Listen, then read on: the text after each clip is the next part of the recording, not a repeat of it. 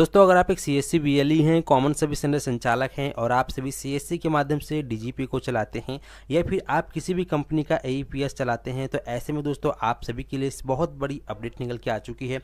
आप सभी को जान लेना चाहिए कि अगर आप सभी सीएससी के माध्यम से एईपीएस का काम करते हैं यानी कि डीजीपी चलाते हैं या फिर किसी और कंपनी का किसी और पोर्टल का एईपीएस यूज करते हैं, तो उसमें आने वाले जो एरर हैं, जो त्रुटि हैं, एरर कोड है, उसका क्या मतलब है और किस प्रकार से आप सभी को इसके बारे में जानकारी प्राप्त होगी। आज के इस वीडियो में हम कंप्लीट जानकारी आप सभी को देने वाले हैं। आप सभी को जानना चाहिए कि जो त्रुटि आती है तो उस कोड का मतलब क्या होता है। जैसे कि मान लीजिए अगर आप किसी भी कस्टमर का कैश विड्रॉल करते हैं, उस समय आपके सामने कोई ना कोई कोड जो है जनरेट हो जाता है, एरर कोड जनरेट होता है, तो उसका मतलब क्या होता है और आप खुद से पता लगा सकते हैं कि यह बैंक में प्रॉब्लम है या फिर आपके मोरफो डिवाइस में प्रॉब्लम है, फिंगरप्रिंट डिवाइस में प्रॉब्लम है या फिर आपके सिस्टम में प्रॉब्लम हो रही है या फिर जिस कंपनी का आप एईपीएस यूज करते हैं उस कंपनी में प्रॉब्लम हो रही है। इसकी सारी जानकारी आप सभी आज के इस वीडियो को देखने के बाद लगा सकते हैं। तो चलिए वीडियो को शुरू करते हैं। शुरू करने से सीएससी बीएलई हैं, कॉमन सर्विस सेंटर संचालक हैं और आप लोग डीजीपी को चलाते हैं, तो वीडियो को बिल्कुल भी मिस ना करें। यह वीडियो आप सभी के लिए स्पेशल खासकर मैं इसीलिए बना रहा हूँ ताकि आप सभी को आने वाले समय में अगर जैसे कि मान लीजिए किसी भी कस्टमर का आप कैश विड्रॉल या कैश डिपॉजिट काम कर रहे हैं, तो ऐसे में आपको जो प्रॉब्लम आती है उसका सलूशन आप खुद ही निकाल सकते हैं। जैसा कि दोस्तों यहाँ बताया गया bank APS response error code list PDF, जैसे कि आप देख सकते हैं बताया गया है त्रुटि कोड। तो यहाँ पे आप सभी देख सकते हैं बताया गया सक्सेस का मतलब आप सभी को पता ही होता है कि लेन देन सफल होता है। लेकिन अगर यहाँ पे आप सभी को इस प्रकार का कोई एरर आता है जैसे कि यूजर इज इनकॉर्पोरेटिव अनअवेलेबल, तो यहाँ का इसका मतलब ये होता है कि लेन देन के दौरान ग्राहक का बैंक प्रतिक्रिया नहीं दे रहा है। ठीक है, अगर आपको फॉर्मेट एरर अगर आपको दोस्तों फॉर्मेट एरर आता है तो ऐसे में बैंक को डेटा भेजते समय कुछ फील्ड छूट जाते हैं। इस प्रकार का अगर आपको एरर आता है तो इसका मतलब ये होता है। इसके साथ यहाँ पे इस सभी आपको पता ही है इनफिशिएंट बैलेंस फंड, इसका मतलब ग्राहक के खाते में पर्याप्त राशि नहीं है। इसके साथ ही दोस्तों यहाँ बताया गया नो चेकिंग अकाउंट, यहाँ बताया गया अगर आपके आधार बैंक खाते से जुड़ा नहीं है तो उपयोगकर्ता को त्रुटि मिलेगी। बैंक के साथ जांच करें, आधार लिंक नहीं हुआ है। मतलब कि जैसे मान लीजिए आप किसी भी कस्टमर का कैश विड्रॉल कर रहे हैं, बैलेंस इंक्वायरी कर रहे हैं और वहाँ पे आपको एरर आता है नो चेकिंग अकाउंट, तो ऐसे में इसका मतलब यह है कि उसका आधार उसके बैंक के साथ लिंक नहीं है। अब यहाँ पे दोस्तों एक और एरर आता है लोगों को, जैसे कि बताया गया transaction not permitted to card holder, यहाँ बताया गया बैंक ने लेन देन को अस्वीकार कर दिया। अगर आपको इस प्रकार का कोई एरर आता है इसका मतलब ये होता है कि बैंक ने लेन देन को अस्वीकार कर दिया है।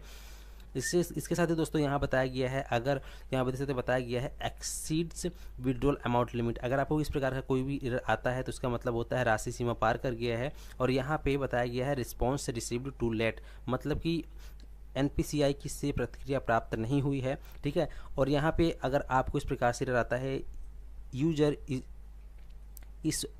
इज इनकॉर्पोरेटिव, तो यहाँ पे इसका मतलब ये होता है कि लेन देन के दौरान ग्राहक बैंक अनुपलब्ध है, बैंक का लिंक फेल है। ठीक है, यानी कि बैंक का सर्वर डाउन है। इस प्रकार का भी आप यहाँ पे देख सकते हैं। और यहाँ बताया गया इनवैलिड ट्रांजैक्शन, मतलब बैंक ने लेन देन को अस्वीकार कर दिया है।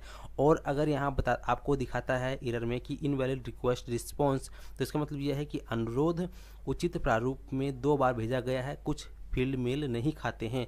मतलब कि जो है आप जैसे मान लीजिए किसी भी कस्टमर का आप कैश विड्रॉल कर रहे हैं तो उसका आपने फिंगर लगवाया, तो उसमें जब वो पूरी तरह से मतलब मैचिंग नहीं होती तो इस प्रकार से भी एरर आ जाता है। या फिर बायोमेट्रिक डिड नॉट मैच का भी आपको एरर दिखाई देता है। ठीक है, इसके साथ ही दोस्तों यहाँ पे कुछ और चीज़ें जो कि आप सभी को समझ लेना चाहिए ताकि आप सभी को कोई भी दिक्कत या समस्या ना उत्पन्न हो। जैसा कि आप यहाँ पे देख सकते हैं बताया गया है यहाँ पे कि बायोमेट्रिक डाटा डिड नॉट में, जैसे कि मैंने आपको अभी बताया कि आप किसी भी कस्टमर का बैलेंस इंक्वायरी या फिर कैश विड्रॉल करते हैं तो उसको अगर आपको एरर आता है biometric data did not match का, तो इसका मतलब आप समझ जाते हैं कि फिंगरप्रिंट मेल नहीं खाया, आपको दोबारा लगाना पड़ता है। लेकिन अगर आपको इस प्रकार का एरर आता है आरबीएल टीआईडी एरर, तो इसका मतलब ये है कि आरबीएल बैंक के अंत में टर्मिनल आईडी नहीं मिली है। इसका मतलब है कि जो सर्वर है डाउन है।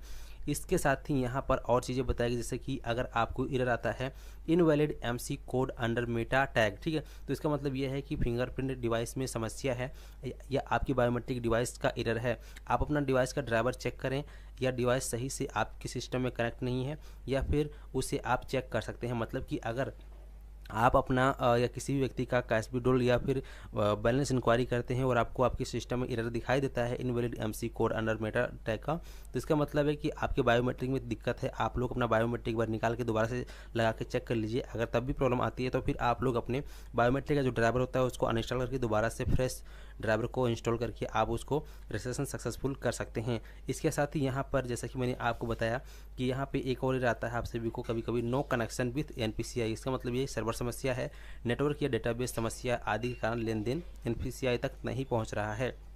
ठीक है। और अगर बैंक का सर्वर डाउन रहता है तो ऐसे में कभी कभी आपको इस प्रकार का भी मैसेज आता है अनेबल टू रीच बैंक। ठीक है, मतलब अगर आप किसी भी कस्टमर का कैश विड्रॉल का या बैंक बैलेंस इंक्वायरी करते हैं, मनी स्टेटमेंट निकालते हैं, तो ऐसे में आपको इस प्रकार का भी एरर देखने को मिलता है अनेबल टू रीच बैंक, मतलब कि सर्वर डाउन है। तो आशा करता हूँ दोस्तों आप सभी अच्छे से समझ गए होंगे। और आपको अगर यह जो PDF है अगर आप सभी को चाहिए तो आप सभी हमें कमेंट बॉक्स में कमेंट कर दीजिएगा, तो मैं इस PDF को अपने टेलीग्राम ग्रुप में डाल दूंगा। तो आप लोग वहाँ जाके इस PDF को अपने पास सेव करके रख सकते हैं, ताकि आने वाले समय में जब भी आप CSC के माध्यम से DG पे चला रहे हैं या फिर किसी और कंपनी का APS पोर्टल यूज़ करते हैं और अगर आपको इस प्रकार का कोई भी एरर आता है तो आप इन PDF में देखकर आप पता लगा सकते हैं कि एरर कहाँ से आ रहा है, आपके डिवाइस से आ रहा है, बायोमेट्रिक से आ रहा है, या फिर बैंक से प्रॉब्लम है, या फिर जिस पोर्टल का आप उपयोग कर रहे हैं उस पोर्टल में एरर है, उसकी सारी जानकारी आप यहाँ से पता लगा सकते हैं। आशा करता हूँ दोस्तों आप सभी अच्छे से समझ गए होंगे। और अगर आपके मन में कोई भी कन्फ्यूजन या डाउट है तो आप सभी हमें कमेंट बॉक्स में कमेंट करके जरूर बताएं। चलिए मिलते हैं आप एक नए वीडियो में नए टॉपिक के साथ, तब तक के लिए टाटा एंड गुड बाय।